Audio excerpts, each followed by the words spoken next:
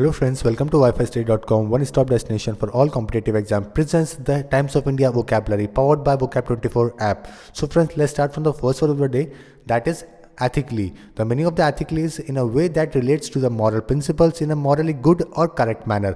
नैतिक रूप से जो सही होता है उसको अपन बोलते हैं ethically.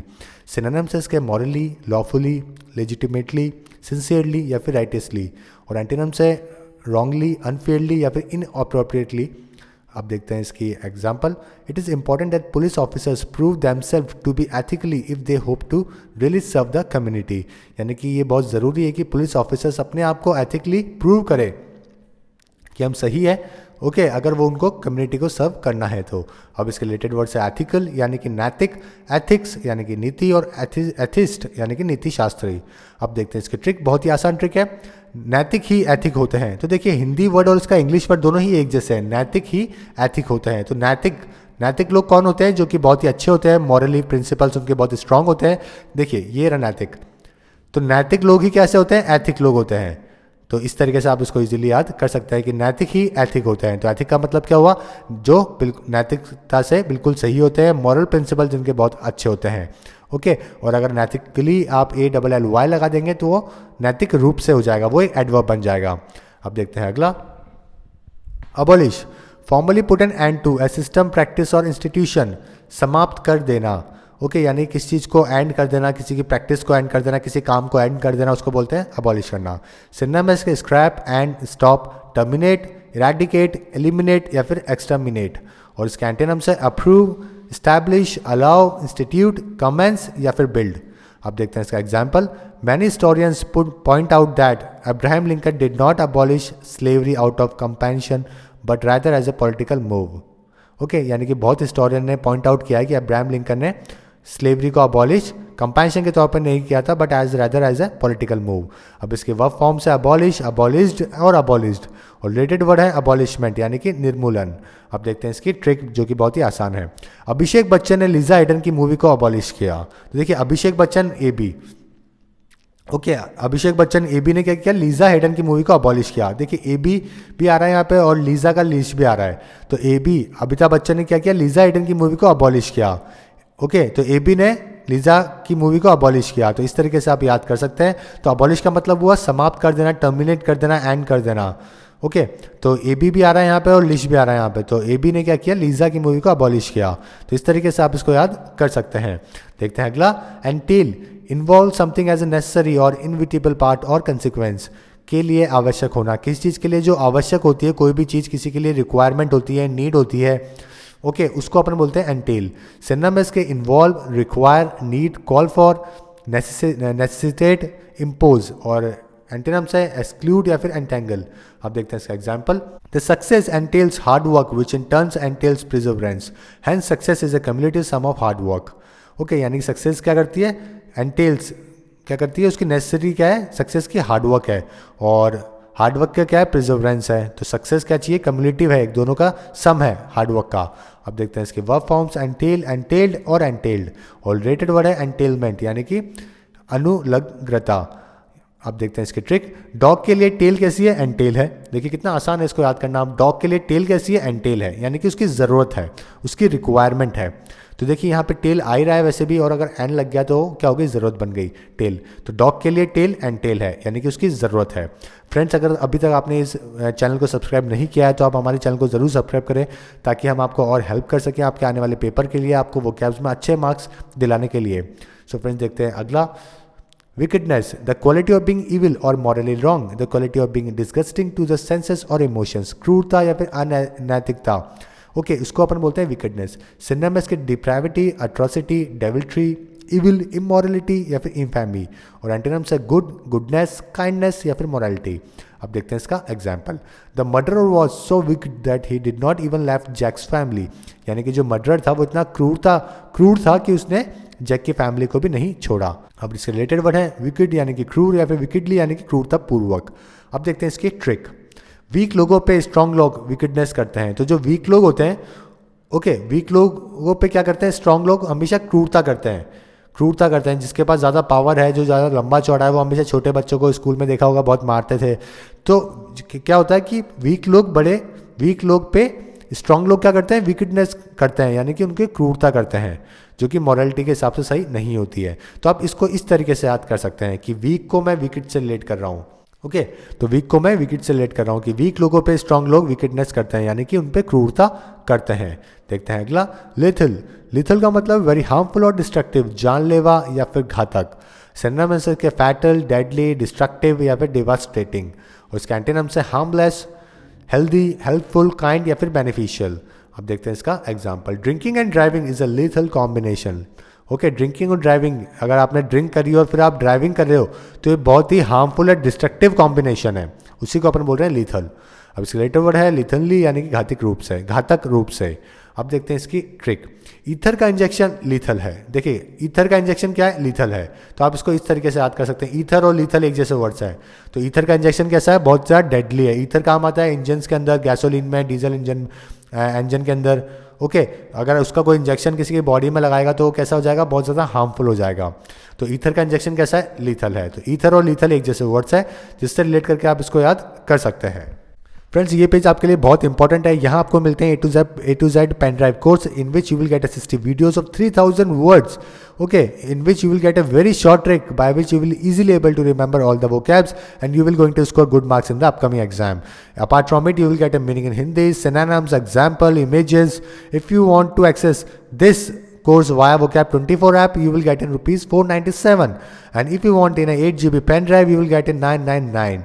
If you have any query or you want to call, then you can use this number, that is 702-333-675.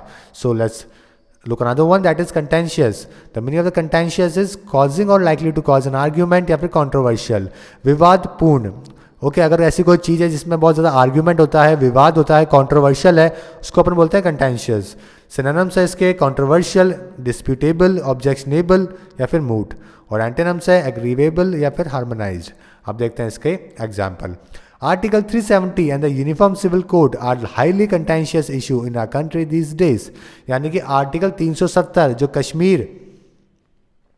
Kashmir का जो इशू है, ओके, और यूनिफॉर्म सिविल कोड, ये देश में अभी बहुत ही ज़्यादा कंट्रोवर्शियल इशू है अपने देश में इन दिनों के अंदर। रिलेटेड वर्ड है कंटेंशियस, यानी कि विवाद।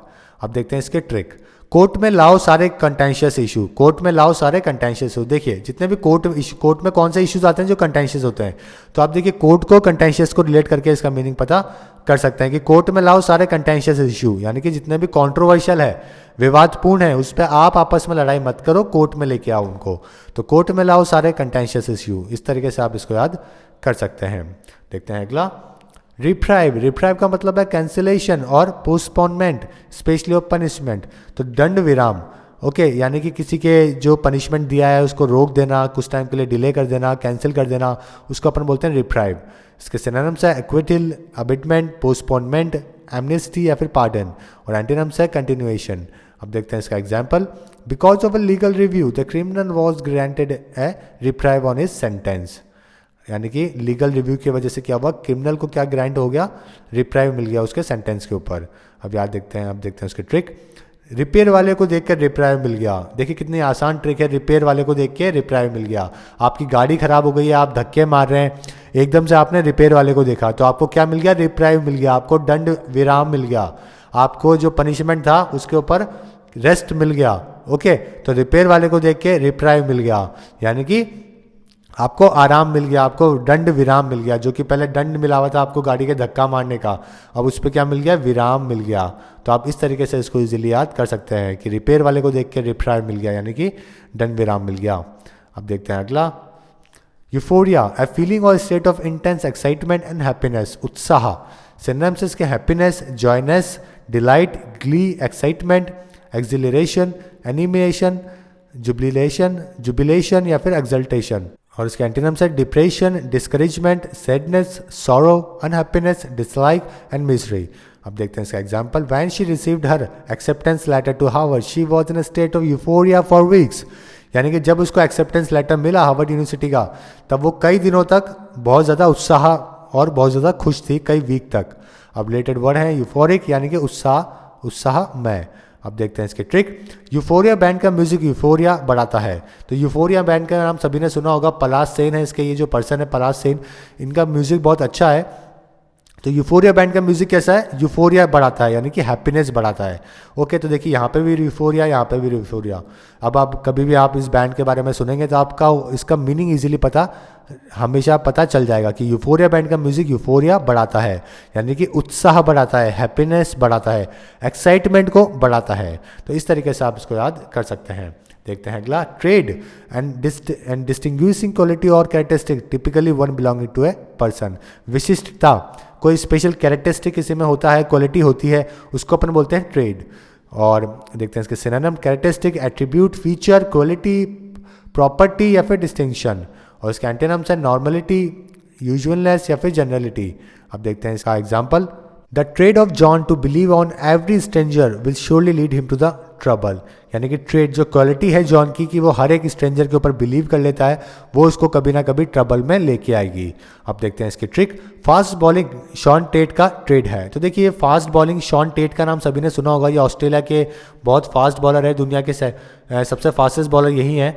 ओके, तो इनकी क्वालिटी क्या है, फास्ट बॉलिंग है। तो मैं क्या बोल रहा हूँ यहाँ पे कि फास्ट बॉलिंग शॉन टेट का ट्रेड है, शॉन टेट का क्वालिटी है। तो देखिए टेट को मैं ट्रेड से रिलेट कर रहा हूँ, दोनों ही एक जैसे वर्ड्स हैं। तो फास्ट बॉलिंग शॉन टेट का ट्रेड है यानी कि उसकी विशिष्टता है, कैरेक्टरिस्टिक है उसका।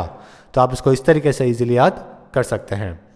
देखते हैं अगला, anarchist, a person who believes in or try to bring about anarchy. Okay, यानी कि जो ऐसा पर्सन जो कि खुद अनार्की लेके आना चाहता है और इस चीज थ्योरम में बिलीव रखता है, उसको बोलते हैं अनार्किस्ट। सिनोनिम है इसके निहिलिस्ट, इंसर्जेंट, एजिटेटर, सबवर्सिव या फिर म्यूटिनर। और एंटोनिम्स है पैसिफिस्ट या फिर पीस मेकर। ओके, जो पीस को पसंद करता है वो पीस मेकर है और जो उसके अपोजिट है वो अनर्किस्ट है। अब देखते हैं इसका example, the magazine revolt is published by famed anarchist who encourages citizens to revolt against unjust laws. यानी कि ये मैगजीन जो रिवोल्ट है ये पब्लिश करी है किसने, एक फेम्ड अनर्किस्ट ने। ओके, जो एंकरेज करता है सिटीजन को रिवोल्ट करने के लिए अनजस्ट लॉज के अगेंस्ट। अब रिलेटेड वर्ड है इसके अनार्किस्टिक यानी कि अराजकतावादी और अनार्की यानी कि अराजकतावादी।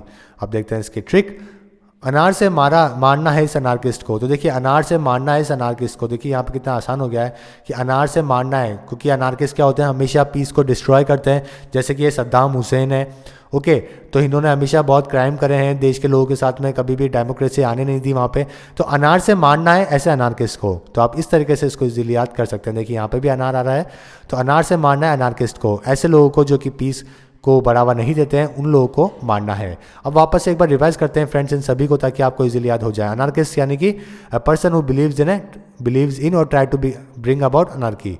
ट्रेड यानी कि विशिष्टता, एक characteristic, euphoria, excitement, happiness, reprieve, दंड विराम, a cancellation of punishment, contentious, विवादपूर्ण जो बहुत ज़्यादा कॉन्ट्रोवर्शियल होता है, लिथल, वेरी हार्मफुल, विकेडनेस, क्रूरता, एंटेल, आवश्यक चीज़ें, इन्वॉल्विंग और एज ए नेसेसरी, अबॉलिश, किसी चीज़ को एंड कर देना, और एथिकली यानी कि नैतिक रूप से। तो ये सारे आज के वोकैब्स थे फ्रेंड्स जो हमने आपको बताए। और फ्रेंड्स देखते हैं पहले वोकैब ऑफ द डे में प्रीवियस हमने जो हमारा क्वेश्चन ऑफ द डे था वो क्या था, which one of the following word is opposite to the meaning of the given word. तो हमने बिस्टो का क्या पूछा था, इसका अपोजिट मीनिंग पूछा था। बिस्टो का मतलब होता है किसी को कोई चीज़ देना, ओके, गिव करना। और उसका सही आंसर था रिटेन, जो कि सभी ने सही आंसर किया, और यानी कि सभी ने इस वीडियो को बहुत अच्छे से देखा। अब देखते हैं आज का question of the day. So friends आज का क्वेश्चन ऑफ द डे ये है, select the word which makes the sentence meaningfully and grammatically correct. यानी कि आपको मीनिंगफुली भी और ग्रामेटिकली दोनों ही तरीके से इसका सही आंसर देना है। When Jack thinks of all the acts of dash he committed in college, he is ashamed of himself. Okay, आपके पास 4 ऑप्शन है, you need to answer this via commenting on this video. Friends कल हम आपको इसका answer बताएंगे। So friends thank you and all the best for upcoming exam. And friends, if you are not subscribed our channel till now, then click on this logo to subscribe our YouTube channel for daily videos and for daily newspaper editorials, vocabs and quiz. Download Vocab24 app now. And if you enjoyed this video, then don't forget to like and share this video with your friends and give your feedback while commenting on this video. So friends, thank you and all the best for upcoming exam. Hope you like this video.